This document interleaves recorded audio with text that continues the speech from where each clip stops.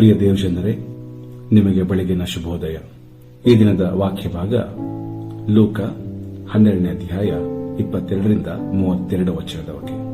ಮುಖ್ಯ ವಚನ 31ನೇ ವಚನ. ನೀವಾದರೂ ದೇವರ ರಾಜ್ಯಕ್ಕಾಗಿ ನೀತಿಗಾಗಿ ತವಕಪಡಿರಿ, ಇದರ ಕೂಡ ಅವೆಲ್ಲವೂ ನಿಮಗೆ ದೊರಕುವವು.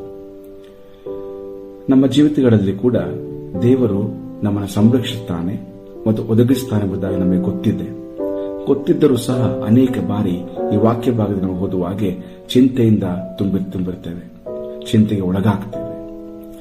ದೇವರ ವಾಕ್ಯ ನೋಡಿಕೊಳ್ಳುವಾಗ ಆತನು ಆದಾಮ ಮತ್ತು ಹವ್ವಳನ್ನು ಉಂಟು ಮಾಡಿದನು, ಅವರಿಗೆ ಬೇಕಿರುವಂತಹ ಎಲ್ಲವನ್ನ ಆತನು ಒದಗಿಸಿಕೊಟ್ಟನು.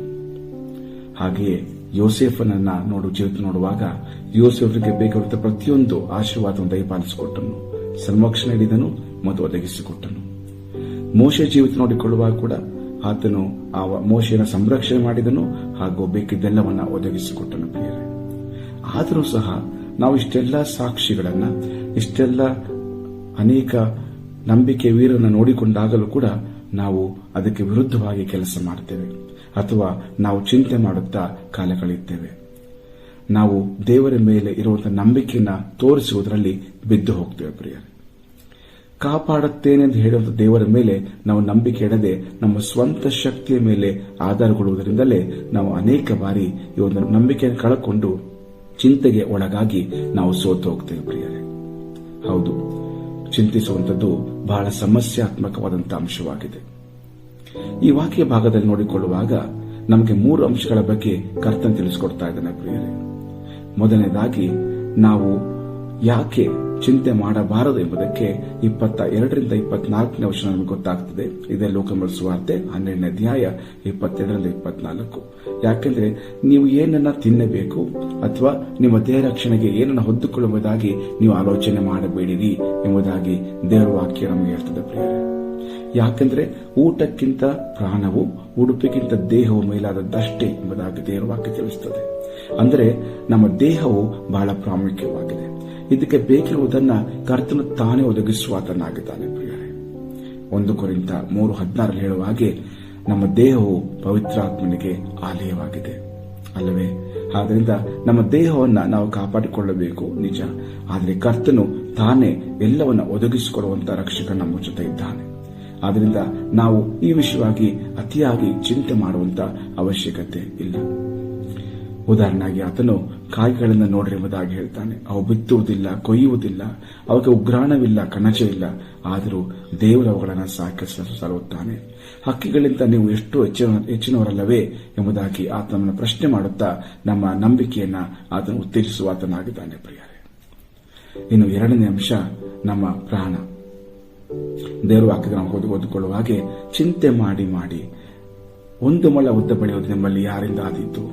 ಅಥವಾ ಚಿಂತೆ ಮಾಡಿ ನಿಮ್ಮ ಜೀವವನ್ನ ಸಂತೋಷಕ್ಕೆ ನಡೆಸಲಿಕ್ಕೆ ಯಾರಿಗೆ ಸಾಧ್ಯ? ಚಿಂತೆ ಮಾಡುವಾಗ ನಮ್ಮ ಮನಸ್ಸು ಕುಗ್ಗಿ ಹೋಗ್ತದೆ, ನಮ್ಮ ಮನಸ್ಸು ಭಾರವಾಗ್ತದೆ. ಯಾವ ಕೆಲಸವನ್ನು ಮಾಡಲಿಕ್ಕೂ ನಮಗೆ ಚೈತನ್ಯ ಬರೋದಿಲ್ಲ, ಹುರುಪು ಇರೋದಿಲ್ಲ. ಪ್ರಿಯರೇ, ನಮ್ಮ ಪ್ರಾಣವನ್ನ ಕುಗ್ಗಿಸುವಂತ ಕೆಲಸವನ್ನ ಈ ಚಿಂತೆ ನಮ್ಮ ಜೀವಿತದಲ್ಲಿ ಮಾಡುತ್ತದೆ. ಆದ್ರಿಂದ ಅನೇಕ ಬಾರಿ ನಮ್ಮ ಜೀವಿತವನ್ನ ಗೊಂದಲಕ್ಕೆ, ನಮ್ಮ ಜೀವಿತ ಅಷ್ಟೇ ಅಲ್ಲ, ನಮ್ಮ ಉದ್ಯೋಗಗಳನ್ನ, ನಮ್ಮ ಸಂಬಂಧಗಳನ್ನ ಗೊಂದಲಕ್ಕೆ ಈಡು ಮಾಡುವಂತಹ ಅಂಶವೇ ಚಿಂತೆಯಾಗಿದೆ. ಪ್ರಿಯರೇ, ಇದು ಕಡೆಗೆ ನಮ್ಮ ಕುಟುಂಬದ ಜೀವಿತ ಮೇಲೆ ಕೂಡ ಪ್ರಭಾವ ಬೀರ್ತದೆ, ಅನುಮಾನಗಳನ್ನು ಹುಟ್ಟಿಸುತ್ತದೆ, ಸಮಸ್ಯೆಗಳಿಗೆ ನಡೆಸುತ್ತದೆ. ಪ್ರಿಯರೇ, ಆದ್ದರಿಂದ ದೇಹವನ್ನು ಕಾಪಾಡುವಂತ ದೇವರು ನಮ್ಮ ಪ್ರಾಣವನ್ನು ಕೂಡ ಕಾಪಾಡುವಂತ ರಕ್ಷಕ ನಮ್ಮ ಜೊತೆ ಇದ್ದಾನೆ. ಆದ್ರಿಂದ ನಾವು ಚಿಂತೆ ಮಾಡಬಾರದು ಎಂಬುದಾಗಿ 2ನೇ ಅಂಶ ಕೂಡ ನಮಗೆ ತಿಳಿಸುವಂತದ್ದಾಗಿದೆ. ಮತ್ತು 3ನೇ ಅಂಶ ನಮ್ಮ ಆತ್ಮದೋಷವಾಗಿ ದೇವರ ವಾಕ್ಯ ತಿಳಿಸಿದ. ಪ್ರಿಯರೇ, 29 ಮತ್ತು 30ನೇ ವಚನವನ್ನ ನಾವು ಓದಿಕೊಳ್ಳುವಾಗ ಅಲ್ಲಿ ಚಂದವಾಗಿ ಹೀಗೆ ಬರೆಯಲ್ಪಟ್ಟಿದೆ.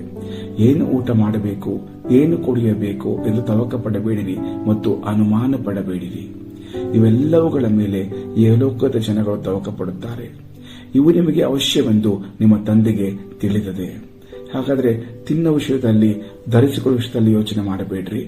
ದೇವರು ನಿಮಗೆ ಬೇಕೆಂಬುದಾಗಿ ಆತನು ತಿಳಿದಿದ್ದಾನೆ, ಆತನು ಒದಗಿಸಿಕೊಡ್ತಾನೆ.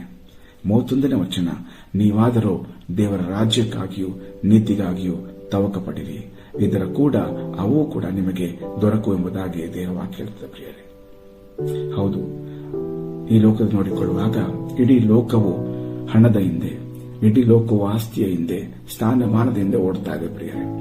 ಆದರೆ ಕರ್ತ ನಮಗೆ ಉತ್ತೇಜಿಸುವಂತದ್ದು, ಮಗನೇ ಮಗಳೇ, ಇವುಗಳನ್ನು ಇನ್ನು ಪಕ್ಕಕ್ಕಿಡು, ಮೊದಲು ನಿನ್ನ ದೇವರ ರಾಜ್ಯಕ್ಕಾಗಿ ನೀತಿಗಾಗಿ ತವಕಪಡು, ನನ್ನನ್ನು ಹುಡುಕು, ನನ್ನ ಅರಸಿ ಬಾ, ಆಗ ಇದರ ಕೂಡ ನಿನಗೆ ಉಳಿದೆಲ್ಲವನ್ನು ಕೊಡ್ತೇವೆ ಎಂಬುದಾಗಿ ದೇವರ ವಾಕ್ಯ ಹೇಳ್ತದೆ ಪ್ರಿಯರೇ. ಹೌದಲ್ಲವೇ?